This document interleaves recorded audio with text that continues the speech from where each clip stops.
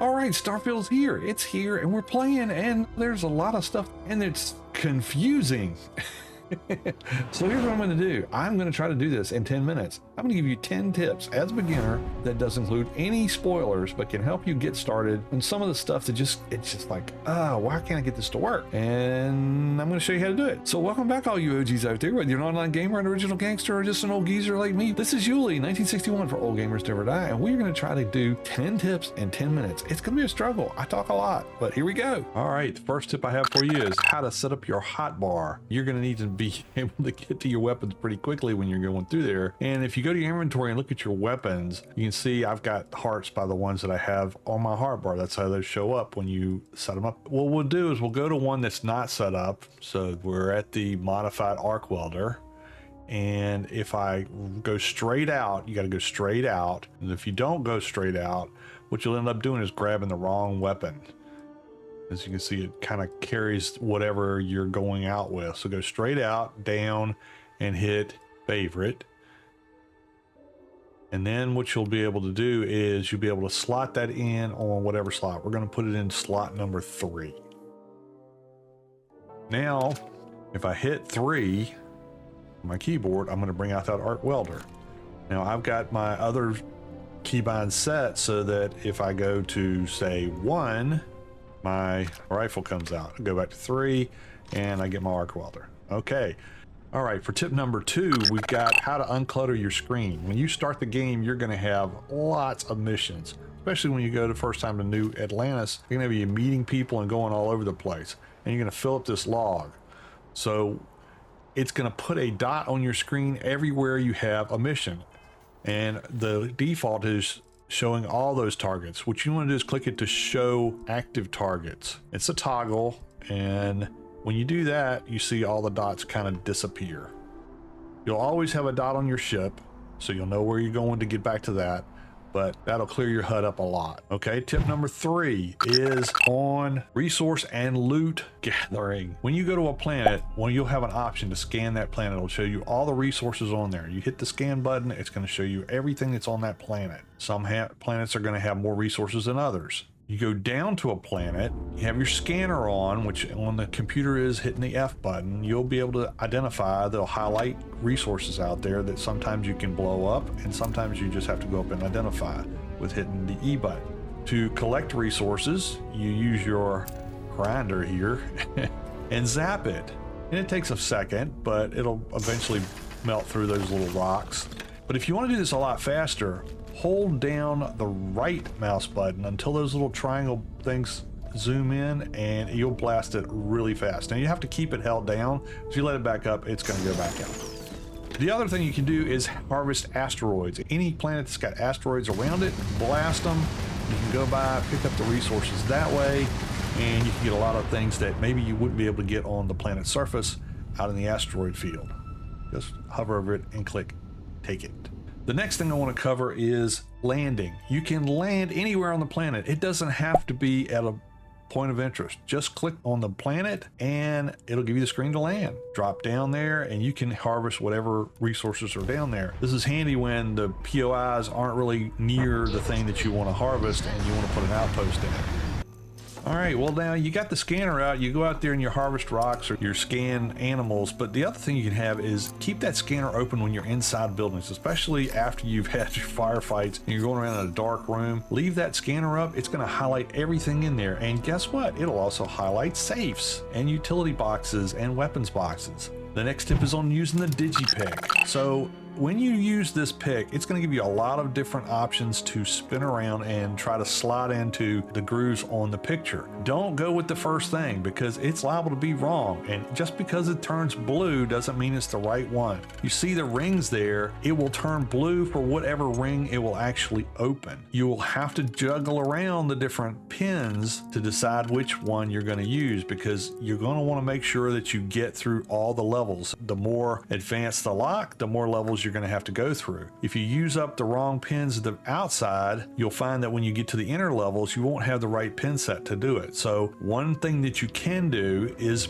spin these things around, and wherever you set them, they'll stay there. And that way you can kind of gauge by using different pins in different slots, and then try another one. If it highlights some of the same slots, then you don't want to use that one until you find one that unlocks all of the slots, or a combination of, like here, 2 different pins that will unlock that whole top level. You just slot them in, grab the other one, slot that in, and then you're down to the next level. And you just keep going down until you can get to the entire lock being broken. You just got to be careful when you're using these things that you don't pick one that's yellow, because that's not going to work. And if that's all that you've got left, you're not going to be able to get into the lock. So here we got 2 there, and we've got another combination that looks like we've got 3 here, which should slot in. We'll get back get our 2. And now we've got the last set, which is usually the easiest one because you've only got a few options left. Just remember, just because it turns blue on the outer levels doesn't mean that's the right level to use that particular set of picks. So just fiddle with it a little bit, decide where you want to go, make sure you've got the picks that will go in all the alternating slots, and then it's just a matter of sliding them in so that you can open the lock. And we got some amp and some credits.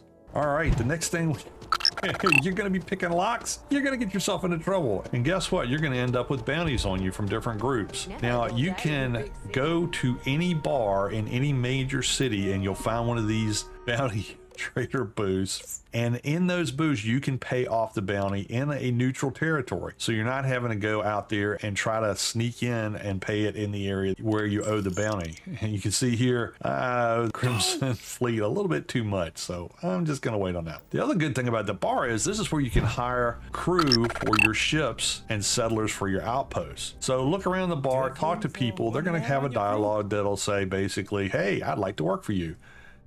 Hit them up. Make sure you find out how much they're going to cost, because they'll all cost a different amount of money depending on what skill set they have.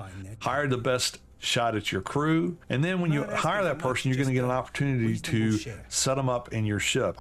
I have a ship out at the dock. I also have an outpost, so I'm going to assign people based on their skill set. I've got 2 people that have skills for outpost settlement and engineering, so I'm going to put those people in my outpost. And then I've got the rest of the folks have different skill sets for the ship. So you want to kind of manage your crew and the people you hire to make sure that you're hiring people in the spot that they are best suited. All right, a quick tip: you're going to be trying to level up. You're getting started. You need all the XP you can get. Here's a good opportunity for you: sleeping. Sleeping not only regenerates your health, but it will also give you a well-rested buff. So it's a 10% XP gain for an amount of time, and you don't have to sleep long. An hour is all you need, and you're going to get your full health back, and you're going to get that well-rested buff. Speaking of well-rested, you're running around all over everywhere crazy. You're burning through your stamina. You know, what do you do about that? No matter what you do, you're either running or sprinting, and it's going to burn through your stamina. Well, let me tell you how to walk. On the computer, you hit cap lock, and it's a toggle for walking, and you can do the slow walk away or to anything and not have to burn stamina.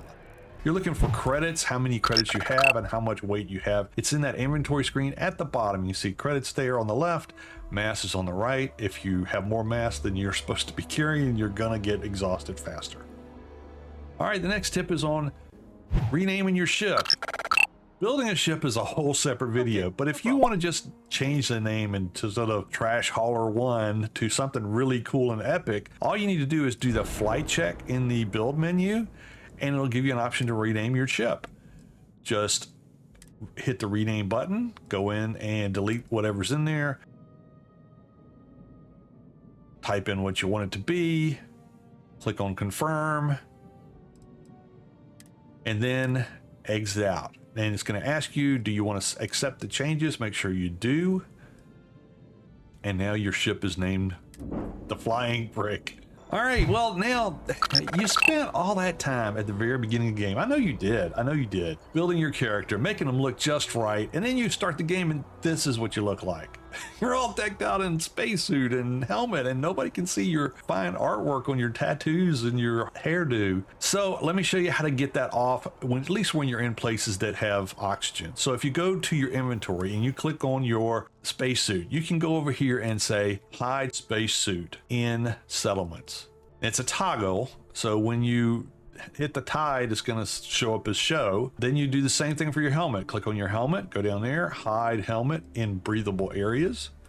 And what that'll do is it'll take your helmet off when it's breathable, and it'll take your whole suit off if you're in a settlement. And now you look all nice and cool, and you get to show off your style there. All right, well, that's it. That's 10 tips in 10 minutes. I really appreciate you coming out. If you enjoyed this, if you got some information from it that you didn't know, make sure you leave a like. Hey, you know, it's always nice to see people subscribe to the channel. So leave a like and subscribe. Thanks for watching. Y'all take care. Stay safe. Be good to each other. And until next time, this is Yuli signing out.